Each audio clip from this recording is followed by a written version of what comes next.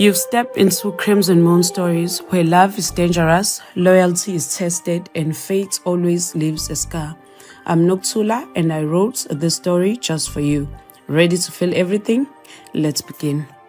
The ceremony was supposed to be sacred. Candles flickered across the moonstone altar, casting golden halos on the faces of the assembled pack.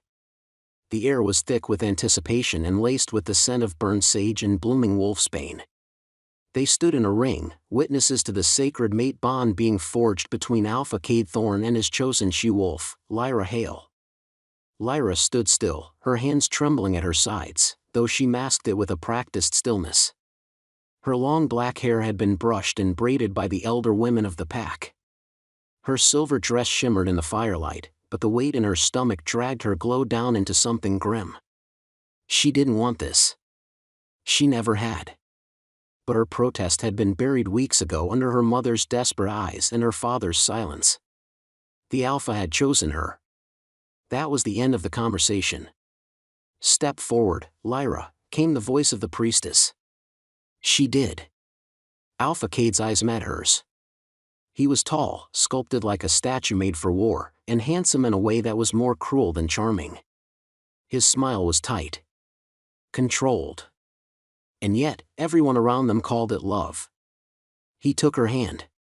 His grip was firm, not affectionate. Possessive. "Do you accept me as your mate?" he asked, voice carrying across the circle.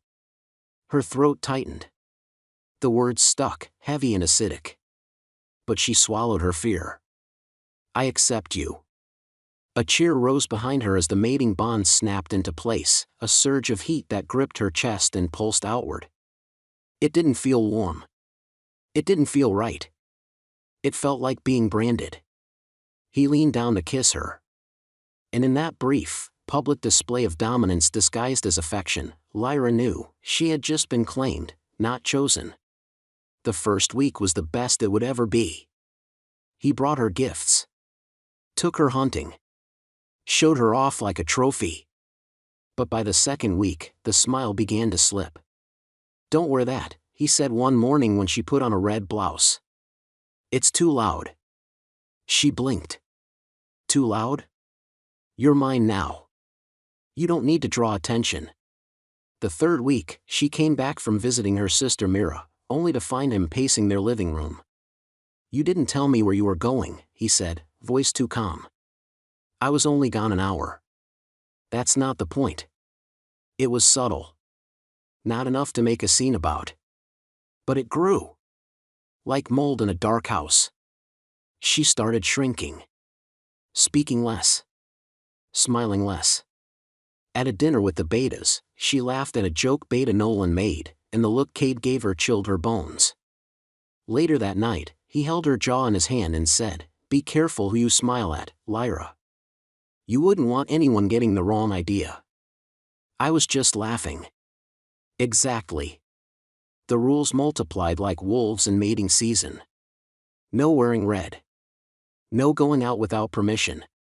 No talking to unmated males. No questioning his orders. Rule number 1, obey the Alpha. He didn't hit her. Not then. That would have made it too easy to name. Instead, he isolated her. Every conversation was monitored. Her friends stopped calling. Mira left the pack quietly after an argument with Cade, and Lyra was never told where she went. "Stop asking questions," Cade said the third time she brought it up.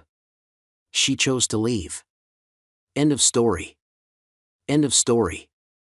Every time she pushed back, the bond would burn, a gut punch from the inside. The pain came in waves, a spiritual punishment for disobedience. "You're resisting the bond," he said when she gasped and curled into herself. "It hurts because you keep fighting what we are." She began dreaming of silence. Of cold snow. Of running. Of freedom.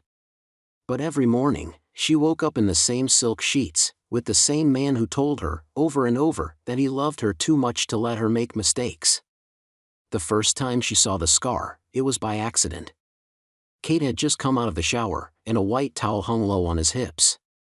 He turned to grab his shirt and the mark on his back caught the light, a long, jagged scar, like a claw rake from a rogue wolf. Lyra froze. Where did that come from? He stilled. His jaw tightened. Old fight, he said shortly. She didn't believe him. But she nodded. And that night, when he was asleep, she touched it with her fingers and felt something strange, a tremble. A memory not her own. She started wondering what else he was hiding. What else she'd never been told. If her mating ceremony had been a choice, or a decision made behind closed doors. She searched for answers in the library, in old pack records, in the words of elders, careful to always hide what she was doing. But someone noticed. "You've been asking too many questions," said Beta Nolan one evening, cornering her in the hallway. His face was grim. "You're playing with fire. Why won't anyone tell me the truth?" "Because it's easier to pretend he's perfect." "Then I'll stop pretending." He shook his head, low voice rough with warning. "You're not strong enough to take him on, Lyra." "Not yet." The pact became a performance. Everyone smiled. Everyone submitted. But Lyra started seeing the cracks in their smiles too, the fear behind their compliance. Beta Nolan wouldn't meet her eyes anymore. Luna Corinne, the Alpha's aunt, suddenly left for extended travel.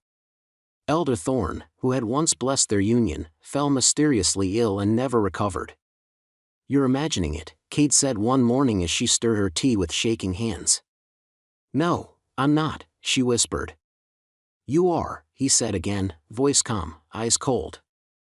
"And if you're not careful, you'll start forgetting who you are." "I haven't forgotten." He leaned in. "Then act like it." That night, Lyra wrote her first letter. Not to Mira, she didn't know where she was. But to an old friend in the Ridgeback territory. She wrote about fear. About isolation. About wanting out. She never got to send it. The next day, she found the envelope ripped open on their bed. "You think you can leave me?" Cade's voice was low. "Dangerous. I just wanted." He threw the letter into the fireplace. Flames devoured it. "You are mine, Lyra. You were chosen by the moon goddess for me. If you ever try that again, I won't be so forgiving." Her hands shook long after he left. And deep in her chest, the bond pulsed like a bruise that would never heal. The bruises didn't show, but they ached. It was the little things, words twisted, truth bent, her reality rewritten moment by moment until she couldn't remember if she was wrong or just losing her mind. "You're paranoid," Kate said, sipping wine like nothing had happened. "No one's watching you. No one's out to get you." "But you read my letter," she said quietly. His smile was patient. Too patient. "You left it on the bed." "I didn't read it, I saw the name and burned it to protect you." "From who?" "From yourself, Lyra. You don't know what kind of trouble you'd cause with something like that. Mates don't run. Not without consequences." She stared at him. The flickering candlelight turned his eyes molten gold, beautiful and terrifying. "I'm not running." "Good," he said, brushing a kiss across her cheek. "Then we don't have to talk about this again." He left, whistling softly. She gripped the edge of the table until her fingers hurt. She couldn't scream. She couldn't cry. She could only think one thing. This is how they make you forget who you are. The pack gathered once a year for the submission ritual, a show of loyalty to the Alpha, public and brutal. Lyra had never participated before. As Luna, she was meant to stand at his side and watch. But this year, Cade made an announcement. "There will be a demonstration," he said, voice ringing out across the courtyard. "To remind everyone what loyalty looks like. Even from a Luna." She turned to him sharply. "What are you doing?" He didn't look at her. "Setting an example." The beta guards led her forward. There was no physical pain, just kneeling, head down, while the pack watched. But the humiliation curled around her throat like a leash. A younger female in the crowd, Marla, the healer's daughter, gasped softly. Lyra heard it. So did Cade. Later that night, he punished her. Not with blows, but with words. A long, methodical breaking down of her rebellion, inch by inch. "You embarrassed me," he said coldly. "And that embarrassment weakens the pack. You humiliated me in front of everyone. Correction, you humiliated yourself." She said nothing more. But that night, something inside her fractured. Not her spirit. That had broken long ago. This was colder. Sharper. She began to plan. Lyra stared at her reflection, unsure who she was anymore. She saw someone pale, brittle, and silent. Her eyes were wide but dim. Her lips thin and pressed shut, always. "I look like a ghost," she muttered. "No, you look like his," said a voice behind her. She turned. Nolan. The beta stood in the doorway, arms crossed, jaw tight. "You shouldn't be here," she said, not moving from the mirror. "Neither should you," he said. "But here we are." She met his eyes in the reflection. "You once warned me I wasn't strong enough. Were you right?" "I was, then. Are you saying I am now?" He didn't answer. But he stepped inside, closed the door, and lowered his voice. "There's a trail through the eastern ridge. Unmarked. The patrols avoid it because of a landslide that never got cleared." She turned fully now. "You're telling me how to leave." "I'm telling you how not to die trying." "Why now?" He hesitated. Then said, "Because I've watched too many people disappear. I won't add your name to the list." Her throat tightened. "I don't trust you," she said. "Good. That means you're still alive inside." He left without another word. And that night, she stared at the map he'd slipped into her hand and memorized every turn. She wrote a second letter, this one shorter. No names. No details. Just a warning. "I'm leaving. If you don't hear from me in 3 days, I didn't make it." She wrapped it in oilskin, tied it to a rock, and slipped it into the river that ran through the southern border. If someone found it, maybe they'd understand. Maybe Mira would know. She packed nothing but a water skin and a blade. No food. No scent markers. Just silence. The forest was cold at night, and darker than she remembered. Branches clawed at her face. Roots tried to trip her. But she pressed forward, each breath a prayer that she wouldn't hear the snapping of twigs behind her. It was almost sunrise when she reached the ridge. She'd almost made it. Then a low growl echoed behind her. She didn't look back. She ran. Branches tore her sleeves. She felt heat flash through her chest. Kate had activated the bond, yanking at her soul like a leash pulled taut. "Don't," she gasped. "Not now." She stumbled. He was already there when she hit the clearing. "You never learn," he said, stepping forward, bare-chested and furious. "You think you can leave me? I was never yours. You were made for me. I'd rather die." His smile was cold. "That can be arranged." She didn't remember falling. Only the snap of her ankle. The flash of claws. His hand around her throat. The sting of betrayal, and not just from him. From the world that let it happen. "You're broken," Kate whispered as he leaned in, fangs bared. "And no one wants broken things." She didn't cry. She spat in his face. He hit her. Just once. Hard enough to send her tumbling into the snow. Then he left. A body in the white, bleeding slowly into red. For hours, she lay there, the cold biting through her clothes, the mating bond dimming like a dying flame. Her wolf curled inward, silent. Refusing to fight anymore. Then came footsteps. She thought it was him again, come to finish it. But the voice was wrong. "Shit," it said. Deep. Rough. Not cruel. Warm hands lifted her from the snow. Arms wrapped around her body. Heat pressed against her frozen skin.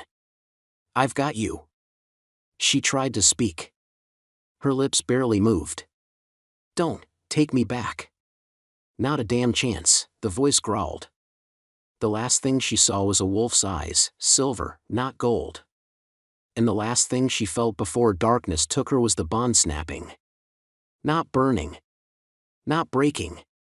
Snapping. Clean. Gone. Pain didn't wake her, heat did. Heavy furs. A fire crackling nearby. The scent of cedarwood and burned herbs. Her lashes fluttered, vision blurry, but the ceiling above her was wooden, not stone. Not the pack house. "She's awake," someone said softly. Lyra tried to sit up, and pain lanced through her ribs. She gasped and collapsed back.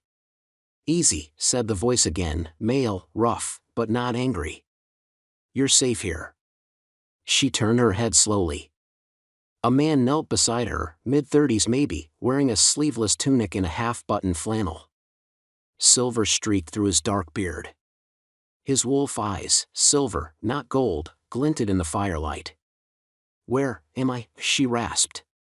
"Northwoods territory. Ridge border." He offered her a cup. "Drink. It'll help." She took it with a shaking hand. The tea tasted like ash and pine needles. "I found you in the snow. You were nearly frozen solid. What the hell happened to you?"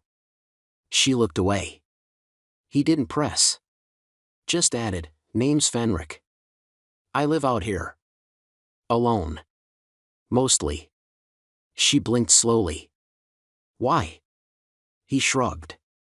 "People don't like alphas who don't play nice." That got her attention. "You're..." "Don't worry," he said with a half-smile. "I don't do forced mate bonds. Or submission rituals. Or ceremonies in the woods with bleeding hearts."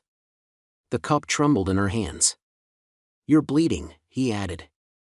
"From your bond. Or what's left of it." "I felt it snap," she whispered. "I didn't think it could." Fenric sat back on his heels, expression thoughtful. "Only happens if one of you tries to kill the other. Or succeeds." He said it like it was no big deal. But to Lyra, it felt like exhaling after years underwater. Recovery wasn't pretty. Her ankle was broken in 2 places. Her ribs were cracked. Her spirit, well, that was in worse shape than either. Fenric didn't ask questions. He cooked quietly. Brought her herbal compresses. Left her alone when she stared blankly at the walls. But he also didn't coddle her. "Eat," he said one morning when she pushed the plate away. "If you can talk back, you can chew." She glared at him. "Good," he said with a smirk. "That fire's still in there." "Don't expect me to thank you," she snapped. "Wouldn't dream of it. You could have left me." "I could have. But I didn't. And now you're in my cabin, bleeding on my floor, so the least you can do is eat the damn soup." She tried it. It was terrible. But she kept eating. On the 4th day, she asked, "Why did you help me?" Fenric was whittling a piece of wood, feet propped on the hearth. "I didn't know who you were," he said simply. "Didn't matter. You were dying. That was enough." Lyra didn't reply. She stared at the bowl in her lap, and for the first time in years, she felt something strange and unfamiliar. Not safety. Something quieter. Possibility. It took a week before she could stand. 2 weeks before she could walk with a crutch. 3 before she found the hidden door behind Fenric's storage room. Inside was a long hallway with stone floors and flickering lanterns. She thought it was just some old root cellar until she heard voices. Female voices. "If I have to wash one more damn wolf pelt, I swear." "You volunteered, Gwen." "I didn't think Fenric was bringing us a whole-ass project this time." Lyra froze at the bottom of the stairs. A tall woman with cropped black hair and a jagged scar across her jaw turned, noticed her, and raised a brow. "Speak of the devil." Fenric appeared behind her, arms crossed. "You weren't supposed to come down here yet. You didn't tell me there were others." He shrugged. Lyra stepped into the underground chamber. It wasn't a prison, it was a sanctuary. Shelves of books, dried herbs, old weapons. A forge in one corner. A training mat in another. And 3 women. All older than her. All marked in different ways. "You're not the only one who got out," said Gwen. "Just the latest." "What is this?" Lyra asked, throat tight. Fenric stepped beside her. "This is the part where you stop surviving and start living." Lyra tried to shift 3 nights in a row and failed each time. Her body tensed. Her breathing quickened. But her wolf didn't come. "She's scared," Gwen said, tossing a knife into a log target with precision. "Or hiding." "She's broken," Lyra muttered. "No," said Nia, the oldest among the women, her gray-streaked hair pulled into a bun. "You're healing. And healing isn't weakness. It's process." Fenric didn't comment. He just kept bringing her tea, sharpening her blade, nodding once when she met his gaze. On the 5th night, she sat alone by the river that wound behind the cabin. Her reflection stared back, familiar now, but raw. "You're safe," she whispered. "You can come out." A faint stir. A heartbeat shift. Her skin heated. The beginning of bones cracking. Then, nothing. She collapsed to her knees, tears spilling silently. And a voice behind her said, "Maybe stop trying to be her. And just be you." Fenric. She didn't turn. But she didn't tell him to leave, either. He didn't act like any alpha she'd known. Fenric led without commanding. People listened to him, but no one bowed. He trained beside the others, not above them. His authority was quiet, almost invisible, until it wasn't. She saw it one morning when a rogue came sniffing near the ridge. He shifted mid-run, silver wolf flashing like lightning. No roar. No theatrics. Just force, clean and brutal. The rogue didn't stand a chance. When Fenric returned, shirt torn and a gash down his arm, Lyra handed him a cloth without speaking. He cleaned his hands, then nodded. "Thanks." "That's it?" she asked. "You're bleeding. It'll close. You don't even growl." He chuckled. "I growl. I just don't need to be in control." She studied him. "You could be leading a whole pack." "I am," he said quietly, meeting her gaze. "Just not the kind the world recognizes." He left her with that. Later that evening, Lyra asked Gwen, "Why do you all follow him?" Gwen paused, mid-sword swing. "Because he doesn't ask us to," she said. "He just makes us want to." Lyra stood alone that night in the training yard, and for the first time, she thought, maybe I can be more than what he tried to make me. Fenric wasn't gentle with training. He didn't believe in easing someone back into strength. He believed in pressure, constant, measured, and sharp enough to reveal where the cracks were. Lyra fell a lot. Her bruises came back. But she didn't break. Balance, Lyra. Center of gravity. Again, he barked, tossing her a wooden staff. She caught it clumsily. "I didn't ask for a crash course in stick fighting. You didn't ask for what happened to you either. Yet here we are." They sparred every morning before the sun fully rose. The other women watched, sometimes joined, sometimes laughed when she landed on her back for the 3rd or 4th time. "You hit like a beta," Gwen said, spinning her own staff expertly. "Keep talking and I'll trip you again," Lyra muttered. "Confidence," Fenric said, pointing the tip of his staff at her chest. "That's the first weapon they take from you. You want it back? Earn it." He knocked her weapon aside and tapped her shoulder. "You hesitate. Every time." "I'm trying." "Stop trying. Start deciding." The next swing was faster. Cleaner. He blocked it, but this time, he grunted. She grinned. "Better," he admitted. "You're learning. You're a smug bastard, you know that? Flattery will get you more bruises." By the end of the session, she could barely lift her arms. But that night, as she rubbed salve into her shoulder, she didn't feel broken. She felt alive. Lyra walked through the forest alone. Fenric had assigned her a tracking task: follow the trail Gwen left through the eastern pine stretch and return before dusk. No weapons. No help. "Do I get a compass?" she asked. "You get instincts. Use them," Fenric replied. At first, she panicked. The forest was bigger than she remembered. The sounds louder. The shadows deeper. But then, she adjusted. She knelt by broken branches. Found a tuft of black hair snagged on a thorn. Recognized Gwen's scent signature under the layer of pine and frost. Her wolf didn't speak.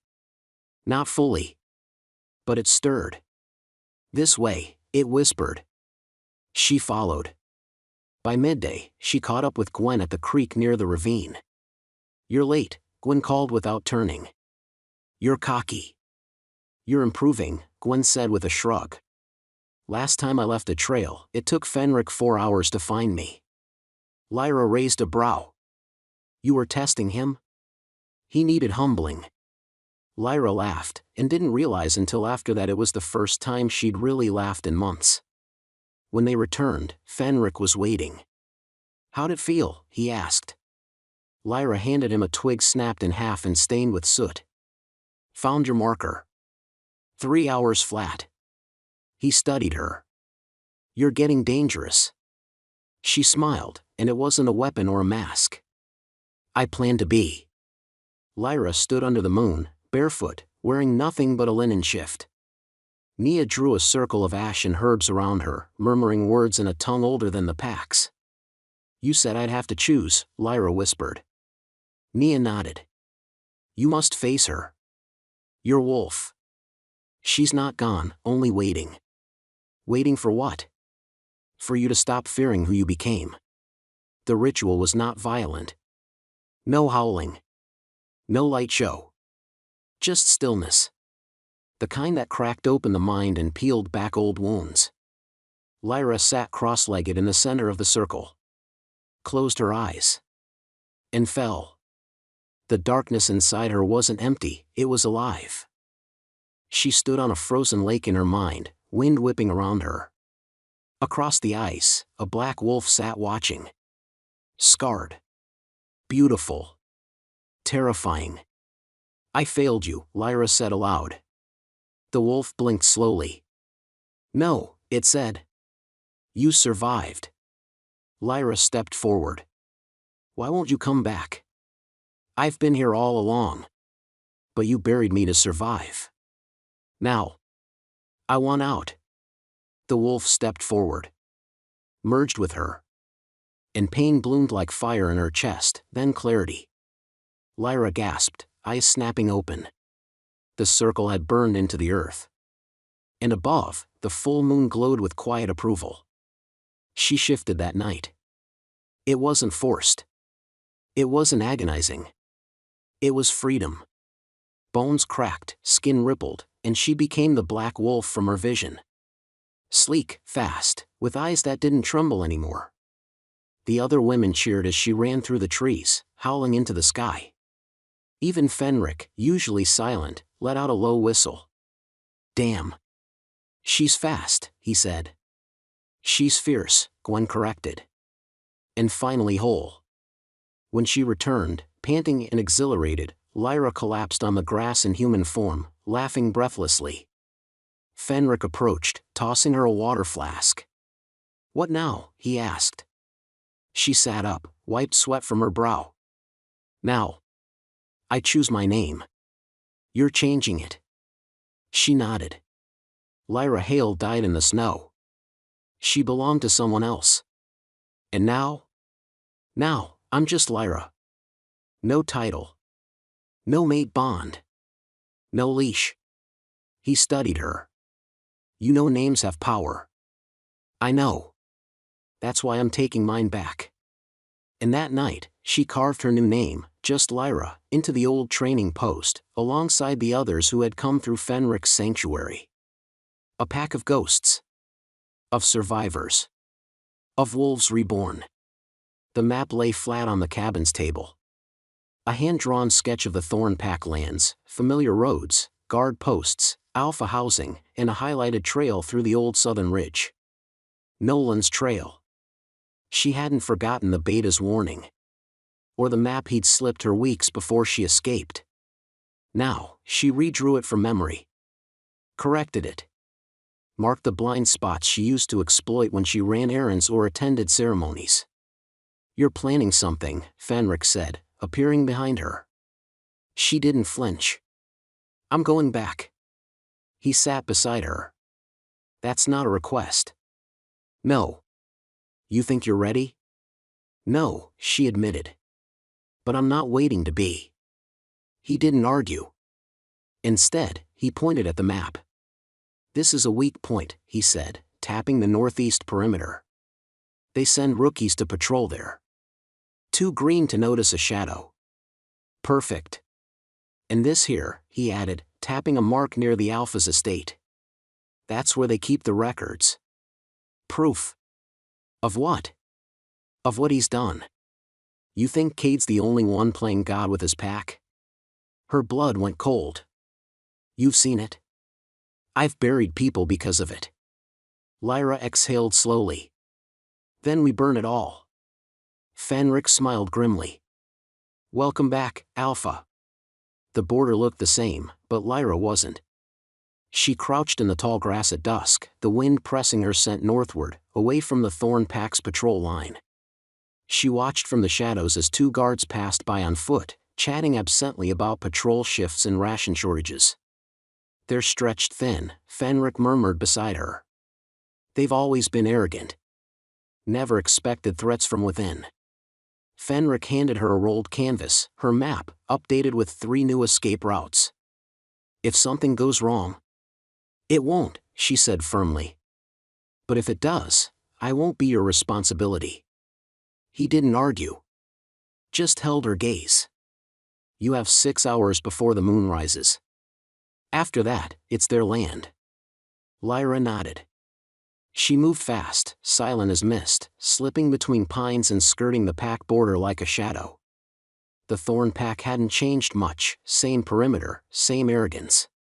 But the tension in the air was new. Even from a distance, she could feel it. Something inside the pack was cracking. And she intended to break it wide open. Lyra entered the village under a hood and a forged identity, a merchant's niece named Elira, delivering moonroot tincture for the healer. Gwen had handled the credentials. Nia had blended the scent mask. Lyra had practiced every lie until they rolled off her tongue without hesitation. At the healer's hut, she knocked once and stepped inside. The woman looked up, elderly, weathered, and tired. But when their eyes met, something sparked. "I've seen you before," the healer whispered. "No, ma'am. First time crossing this way." "You smell familiar." Lyra smiled tightly. "Just good soap, I suppose." The healer handed her a pouch of coin. "You should go. Before they see you." Before Lyra could respond, the door creaked open behind her. Beta Nolan stepped in. Time froze. He hadn't changed. Still broad-shouldered, gray creeping into his dark hair, eyes sharper than most gave him credit for. He looked directly at her. Paused. Then said, "Elira, was it?" She nodded. "Yes, sir." A long moment passed. Then Nolan said, "You're late for the Alpha's inspection. Be quick about it." He held the door open. As she stepped past, he whispered, "North Ridge, midnight. Come alone." And just like that, he let her walk away. The Thorn Pack had 3 betas. Nolan had once been the most loyal, until the guilt of silence nearly broke him. Kane, however, was loyal for another reason, power. He didn't care who bled, as long as he rose higher in the ranks. Lyra found him at the barracks later that night. He was lecturing 2 young patrol wolves, his voice gruff and bored. "And if I catch either of you pissing near the supply sheds again, I'll shave your tails myself." The recruits scurried off. Kane turned and stopped when he saw her. You lost? She dropped the merchant act. Only for a while, Lyra said. His brow furrowed. Do I know you? She pulled down her hood. His face went pale. You, he breathed. But you're dead, she said flatly. Kane reached for the alarm bell. She was faster. One jab to the throat. A sweep of the leg. He hit the ground with a grunt, gasping for air. She held a blade to his neck. I'm not here for your life, Kane. Not yet. I want names. Who's helping Cade keep control? He choked. I don't. She pressed the blade closer. You killed Mira, she growled. I know it. Where's her body? He swallowed hard. Northern Mine. He buried the truth there. No records. No grave. Lyra's hand shook. Not from rage, from clarity. I'll dig her up myself, she whispered. She left him bleeding, not dead. He'd be more useful broken than gone. Cade liked pageantry. Especially when it came to dominance. Every moon cycle, he held a ceremony in the courtyard, where wolves submitted publicly, those who questioned, those who failed, those who simply looked at him wrong. Lyra stood in the back of the crowd, cloak pulled low, heart thudding as she watched him stride onto the dais. He looked older. More scarred. But no less dangerous. His voice carried across the courtyard. Loyalty is the spine of a pack. Without it, we are animals. The irony nearly made her laugh. Beside him stood a trembling she-wolf, young, barely shifted, who'd been accused of speaking out of turn. She will learn her place, Cade announced. The girl dropped to her knees. No, Lyra whispered. Too soft for anyone to hear. Not yet. Not yet. The crowd clapped. The ritual ended.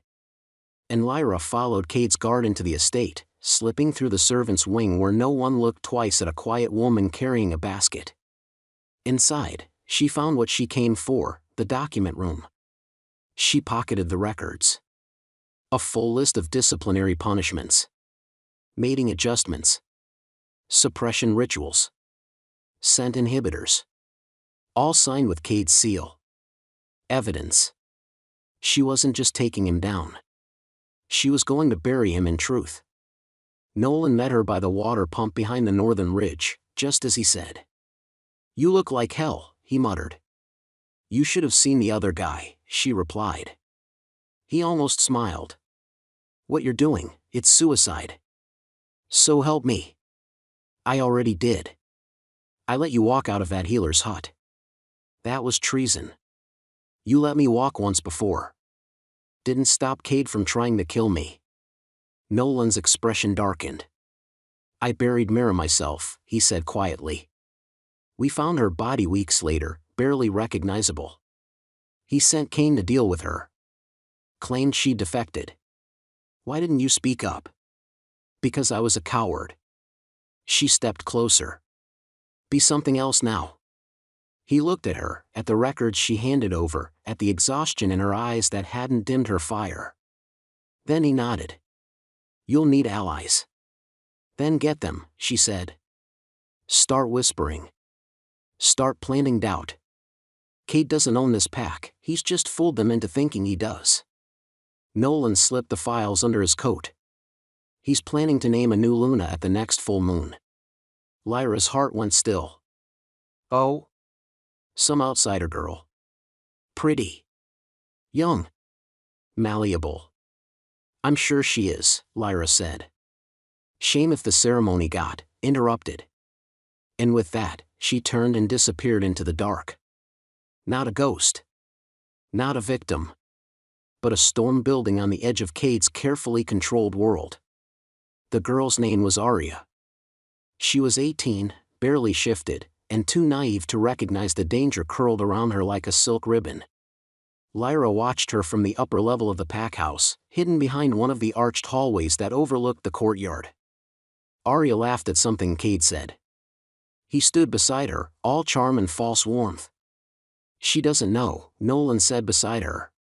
She will, Lyra replied. They'd infiltrated more than just the records room. Nolan had given her a schedule, a list of Cade's daily habits, and, most valuable of all, the guard shift changes for the ritual chambers beneath the estate. Arya would be initiated there. Just like Lyra once was. We have 5 days before the Luna ceremony, Nolan murmured. We won't need that long. She descended the stairs, cloak flowing behind her like smoke. Arya was sitting in the garden when Lyra approached. Alone. That was rare. Lyra kept her voice soft. You like roses? Arya jumped. Oh, yes. The Alpha had them brought in for me. From a traitor up north. Lovely, Lyra murmured, running a finger along one of the petals. But they don't grow well here. Too delicate. They rot fast. Arya hesitated. Do I know you? I'm new. A guest. You don't look like a servant. I'm not. Lyra sat beside her and smiled. You know, when I was your age, I thought alphas were gods. Untouchable. Noble. Arya beamed. He's kind. Cade. People misunderstand him. I know him, Lyra said calmly. Better than most. And if you're smart, you'll run before the ceremony. Excuse me? Lyra met her eyes. Do you know what he did to his last Luna? There was no last Luna. No official one, Lyra said. But I wore the mark. I bore the title. Until he tried to put me in the ground. She stood, leaving Arya pale and trembling among the roses. The first seed had been planted. The ritual chamber stank of old incense and power. Lyra crept in during the early hours, using the keys Nolan had slipped her after the last patrol finished. The moonlight filtered in from a narrow slit above, casting long shadows across the altar. She stepped up to it slowly, memories clawing at her throat. She'd bled here. She'd been branded here. But not tonight. Tonight, this place would bleed for her. She emptied the flammable oil across the circle lines and tossed a small pouch of red powder onto the altar. A sigil flared to life, one she learned from Gwen. It would glow for hours. When Cade arrived for the pre-ceremony blessing, he would see it. A single word written in blood-red flame, liar. Behind her, a footstep echoed. Lyra turned, blade already drawn. It was Cain. He looked rough, his neck still bruised, his eyes sunken. You think this will scare him, he said. It'll rattle him. That's enough for now. He'll blame someone. Probably me. She didn't offer sympathy. You buried Mira, she said. You're lucky I don't slit your throat right here. Cain didn't argue. Just pulled a flask from his coat and drank. Do me a favor, Lyra, he muttered. When you kill him, make it slow. The packhouse buzzed with unease. The ritual chamber was sealed for the first time in 20 years. Rumors spread like wildfire, some said a rival pack broke in. Others whispered of curses. But the name carved in red remained vivid in everyone's mind. Liar. In the kitchens, wolves spoke in hushed tones. In the barracks, patrols doubled. And in the training yard, Nolan found Lyra behind a row of archery targets, throwing daggers with terrifying precision. They're scared, he said. Good. They're starting to remember. You know that, right? Lyra nodded. Someone called my name at the well yesterday. Didn't see who. They've begun connecting dots. You won't stay hidden much longer. I don't plan to. Nolan stepped closer. Arya is asking questions. Real ones. She's spoken to Gwen's old contact, Drew. Lyra paused. She's brave. She's terrified. That's a start. He lowered his voice. We're with you, Lyra. Me. Drew. Even some of the enforcers. When the time comes, we'll rise. Lyra pulled her blade from the wood with a clean snap. Then we give them something worth rising for. The day of the Luna ceremony dawned with tension so thick it turned the air heavy. Cade wore silver-trimmed ceremonial robes. Arya was draped in pale blue silk, her face pale but determined. Lyra watched from the shadows of the eastern balcony as the crowd gathered. She'd warned Arya one final time, slipped her a vial of mist root in case she needed to fake a collapse and flee. The girl tucked it into her sleeve and whispered, "Thank you for not letting me go in blind." Cade began the ritual. He spoke of unity, of strength, of the honor of bearing the mark of an alpha. When he reached for Arya's hand, Lyra gave the signal. The first explosion came from the back of the pack house, smoke, not fire. Designed for chaos. Then Nolan stepped forward from the crowd, holding up a leather-bound book. "Stop the ceremony," he shouted. Cade snarled, "You dare." "I dare," Nolan cut in. "This book holds every name you've punished, every wolf you've suppressed. You think fear will hold this pack forever?" Gasps rippled through the crowd. Lyra emerged from the balcony's shadows, stepping fully into the moonlight. Cade's voice dropped to a whisper. "You." The crowd fell silent. She was real. She was alive. And they remembered her. Lyra raised her voice. "You crowned yourself King of Ashes. But I remember every scar you left. And now they do, too." Someone in the crowd shouted, "That's the true Luna." Then another. And another. Cade stepped forward, baring his fangs. "I'll end you this time." Lyra's smile was pure ice. "Try." The first blow came from Cain. No one saw it coming. He leapt from the side, slamming Cade across the temple with a steel rod, roaring, "For Mira." Chaos erupted. Wolves scattered. Others rallied. The ceremonial courtyard became a battlefield. Lyra dropped to the floor beside Arya, who looked dazed but unhurt. "Go. Now." Arya didn't argue. Lyra turned, blade in hand, as Cade rose to his feet, blood trickling down his jaw. "You should have stayed dead," he growled. "I did," she said. "And I came back to kill the monster who buried me." They clashed, fangs, fists, and fury. He was strong. But she was no longer the girl he broke. She dodged, weaved, struck. The dagger caught his side. His claws tore her shoulder. But she didn't fall. Nolan and Cain kept the guards off her. Drew sent bolts of mist root into the air, blinding half the courtyard. And finally, Lyra drove her blade into Cade's gut and whispered, "This is for every time you made me beg." He dropped to his knees. Then fell. Dead. The pack froze. Silence reigned. Then a voice, one of the elders, called out, "The Alpha is dead. Who leads us now?" All eyes turned to her. Lyra stood tall, bloodied and breathing hard. "I don't want a crown," she said. "But I'll never let anyone rule you through fear again." And for the first time in years, the Thorn Pack howled not in fear, but in freedom. Lyra stood in the ashes of the courtyard long after the others had retreated indoors. Her blade still dripped blood. She could hear wolves mourning, healing, whispering her name like a myth that had come to life. Some looked at her with reverence. Others with fear. Cain approached, limping. A deep gash cut across his shoulder. "I thought it'd feel better," he muttered. "Killing him?" "Yeah." She didn't answer. Because it didn't. He gestured at the crowd slowly dispersing into the pack house. "They're going to want answers. Orders. A future." "I didn't come to lead," she said. "Too bad.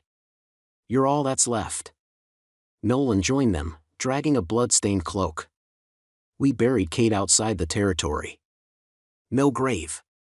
No stone." "Good," Lyra said. "What now?" Nolan asked. Lyra stared at the broken circle of stone where the ceremony had been interrupted. "We rebuild. But not like before. Lyra hadn't stepped into the Alpha's private quarters since her escape. The door creaked open with a groan, revealing the rot behind the gold. Papers cluttered the desk, maps, letters, logs of wolves punished or exiled. Dozens of them. Names she recognized. Names Gwen used to whisper in her cell. Names of the broken. Nolan moved to the shelves, collecting documents. We should burn half of this. No, Lyra said. We archive it. All of it. Let the pack see what he hid. They found the locked drawer. Inside it, a silver chain. Her old Luna mark. Still stained with her blood. She touched it once. Then dropped it into the fire. Arya entered quietly, eyes wide. I wanted to say thank you, she said. You saved yourself, Lyra replied. I would have died in that ceremony. Lyra nodded. But now you live. Make it mean something. Arya swallowed hard. I'm going to stay. Help rebuild. Lyra didn't smile, but her eyes softened. Good. We'll need everyone. As Arya left, Kane grunted, looking over the ruins of the desk. You sure you're not going to take the title? He asked. I'm sure. Then who's going to run this place? Lyra looked over at Nolan. And said, someone who never wanted to. The gathering was quiet, held under a moonless sky. The pack formed a circle around the center courtyard. No formal ritual. No prayers. Just silence. Then Lyra stepped forward with Nolan beside her. This is not a crowning, she said. This is not a regime. This is survival. She turned to Nolan. You risked everything to bring truth to light. You protected wolves when no one else did. You chose right, when it cost you everything. Nolan shifted on his feet. I didn't do it for power. That's why you'll use it well. She handed him the Alpha's ring, melted down and recast, not as a band, but a pendant. The crowd didn't cheer. They bowed. One by one. Kane muttered, guess that makes me your beta. Nolan just sighed. I really hate politics. Lyra smirked. Then you'll do just fine. Later, as the crowd dispersed, Nolan pulled her aside. You're not leaving, are you? Lyra hesitated. I don't know yet. You have a place here. Always. She nodded, then whispered, but I still need to find the pieces of me he didn't kill. She found it behind the old apothecary. Overgrown. Half dead. But still blooming. Gwen's garden had once been a sanctuary for outcasts, misfits, broken souls. Lyra had spent more nights there crying into the herbs than she could count. Now she knelt among the weeds and dug her hands into the soil. She remembered Gwen's voice, low, firm, always laced with some bitter plan on her breath. The ground remembers. Even when the people forget. Kane joined her after an hour, dragging a sack of compost. I asked around. You were right. Gwen hid Myra's notes under the greenhouse floor. They pried up the boards and found the bundle, wrapped in oilskin, sealed with wax. Lyra opened it with shaking fingers. Inside were formulas, names of synthetic drugs Cade used, test subjects, mutations. And tucked at the very end, a list of wolves Gwen helped escape. Dozens of them. She saved them, Lyra whispered. More than I ever knew. She saved you, Kane said softly. They worked in silence after that. Planting new things. Wolves trickled in throughout the week, bringing herbs, seedlings, their children. It became more than a garden. It became hers. 2 weeks passed. The Thorn Pack was healing. Slowly. Arya had taken charge of the training compound, building a new patrol system with actual fairness. Kane handled border security, half because he was good at it, half because no one dared argue with him. Nolan negotiated treaties with surrounding packs to avoid retaliation or war. Lyra, for the first time in years, was allowed to breathe. But she didn't trust the silence. Not yet. She stood on the northern cliffs, looking out at the forest. Nolan found her there. "There's word from the Blacktooth pack," he said. "They heard Cade fell. They're interested in absorbing us." She turned slowly. "We just got free. I won't let us fall into another trap." "They won't try negotiations," Nolan said. "They'll come armed. Then we prepare." Kane joined them then, carrying a scroll with the Blacktooth seal. "They sent this," he said, tossing it down. "Their alpha wants a meeting. Alone." Lyra narrowed her eyes. "Set it up." "You sure?" Nolan asked. "Yes." Kane crossed his arms. "You planning to kill another alpha?" Lyra gave him a cold smile. "If they're anything like the last one, yes." The Blacktooth envoy arrived 2 days later. No fanfare. Just 4 wolves in black coats with cold eyes and colder scents. One of them, a woman named Celine, held the letter. "The Alpha invites you to a meeting on neutral ground," she said, voice clipped. "You may bring one companion. No guards. No weapons." Lyra raised a brow. "And if I decline?" "Then he assumes you're afraid." Kane scoffed. "You think threatening her is a good idea?" Celine looked him over. "I think the Thorn pack is fragile. And ripe for acquisition." Nolan stepped between them. "We'll consider." They left without another word. Once they were gone, Kane turned to Lyra. "You're not going alone. I'm bringing you." He blinked. "Me? I'm not exactly diplomatic." "You growl well." "That's enough." Nolan rubbed his temples. "This feels like a trap." Lyra nodded. "That's why we walk into it with our eyes open." The meeting place was a stone circle nestled deep in the neutral woods, half crumbling from disuse. Fog curled through the trees, and crows screamed in the distance. Kane flanked Lyra, both of them cloaked, both armed under their clothes.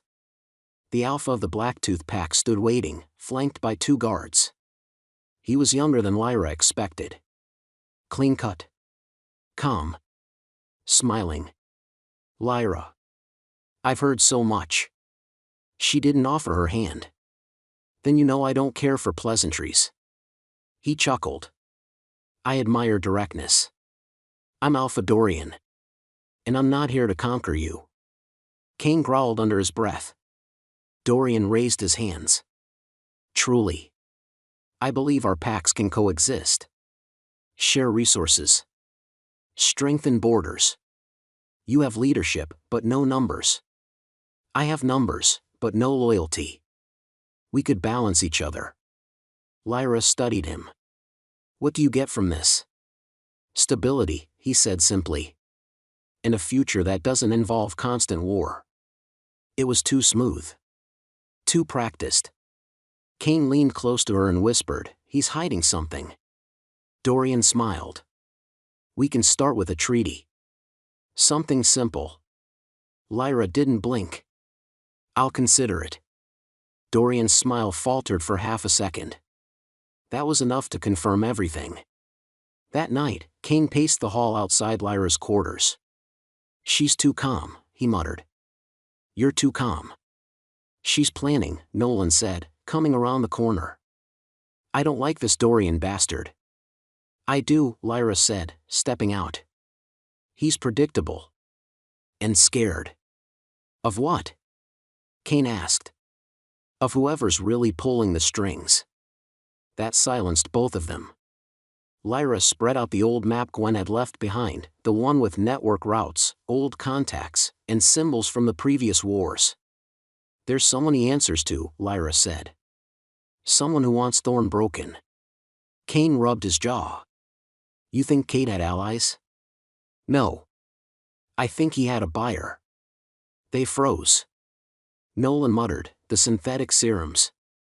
Someone supplied them. Funded them. Experimented alongside him. Kane's eyes narrowed. "You think they're still out there?" Lyra pointed to a region far north. The Spine Mountains.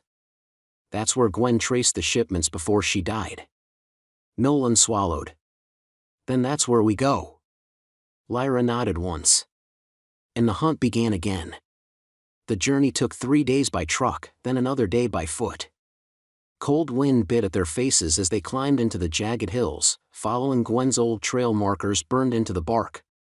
On the 4th day, they found it. An old medical facility, built into the cliffside, masked by trees and snow. Kane scanned the area. No guards. That's worse, Lyra said. They entered through a broken door and stepped into darkness. The inside reeked of bleach and rotting memory. Rows of empty cages lined the walls, some with claw marks. Some with chains still bolted down. This was a testing site, Nolan whispered. For wolves like Mira. They moved room by room, uncovering files, shattered vials, blood-stained notes. One room had a wall of photos. Wolves, marked, tagged, classified. And in the center, one name circled in red ink. Lyra Everhart. Kane cursed. Lyra said nothing. Nolan pulled a file marked Prototype 0. He skimmed, eyes widening. They weren't just making synthetics. They were building them from scratch. Kane slammed a fist into the wall. Then, from the far hallway, a sound. Footsteps. Then a voice. Well. The bitch didn't stay dead. They turned, and saw the last ghost. Mira. Alive. She looked nothing like she used to. Gone was the quiet girl from the infirmary.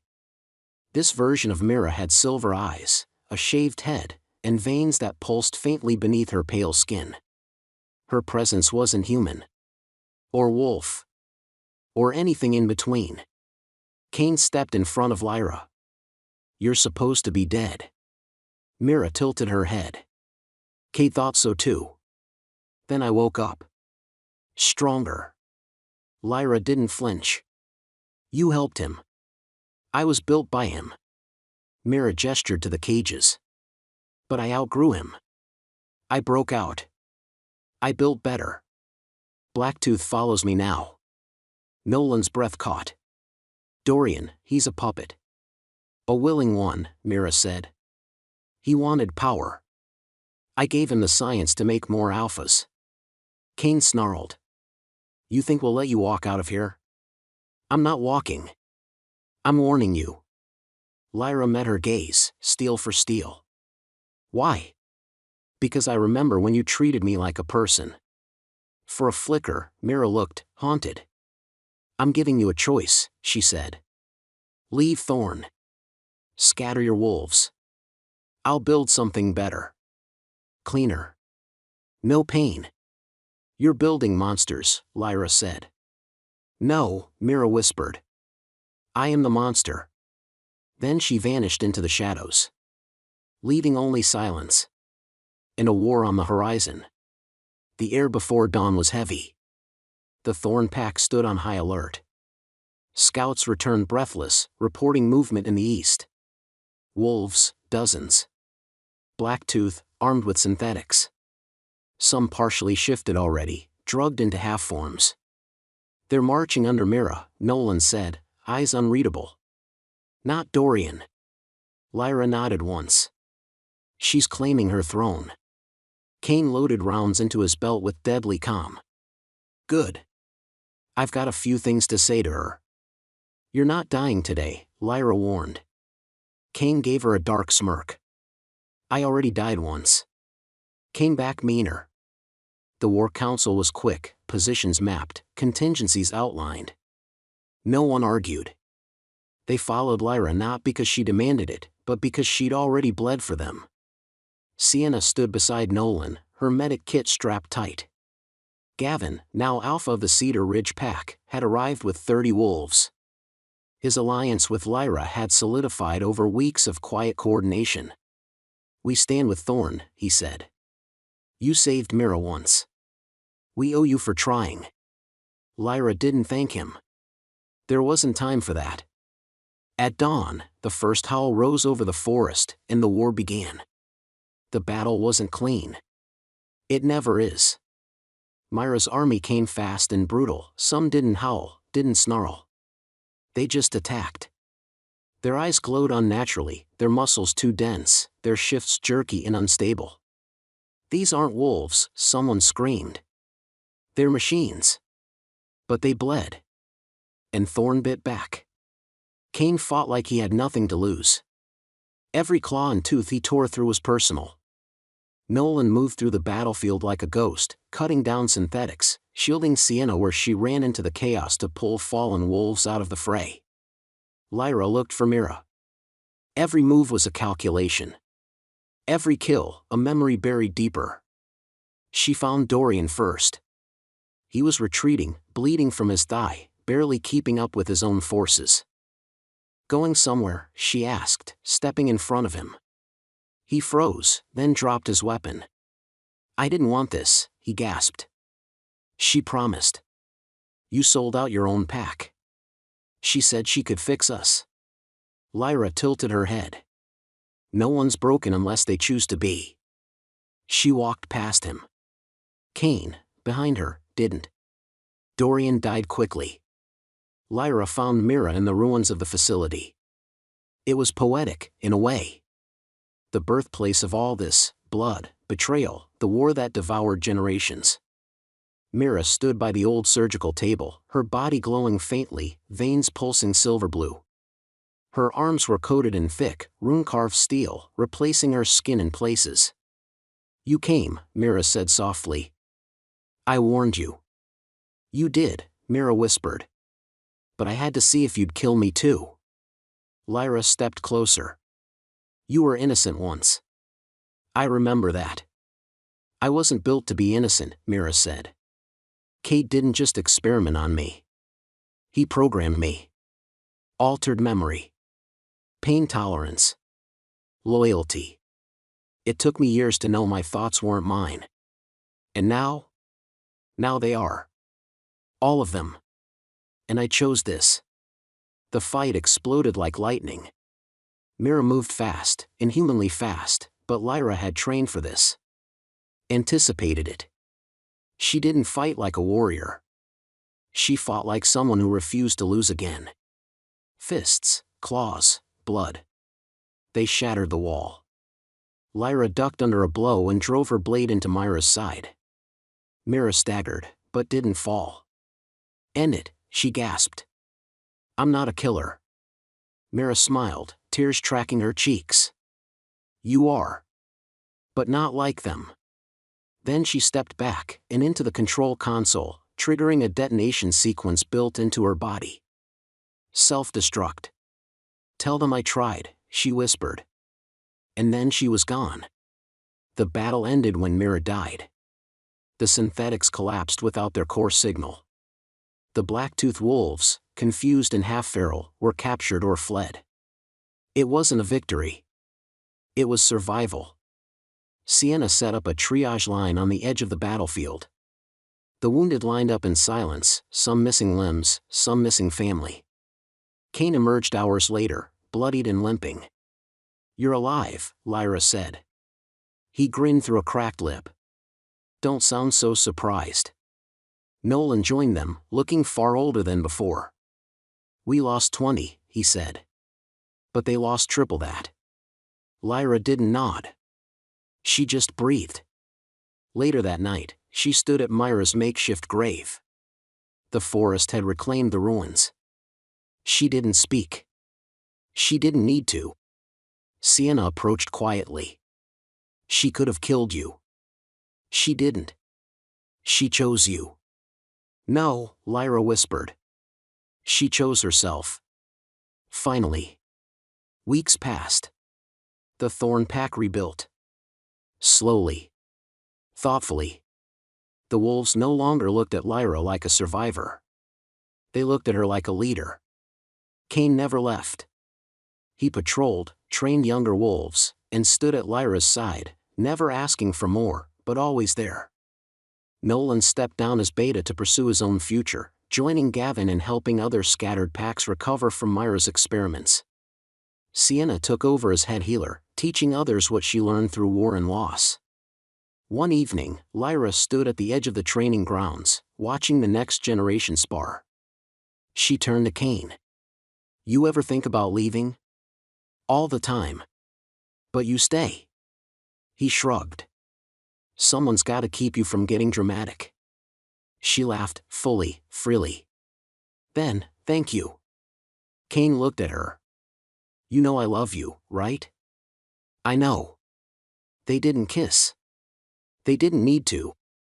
Lyra looked up at the moon, her past buried deep beneath the soil of a grave that no longer haunted her. She had been killed. Twice. But she'd only needed one reason to live again. And now, she had 1,000.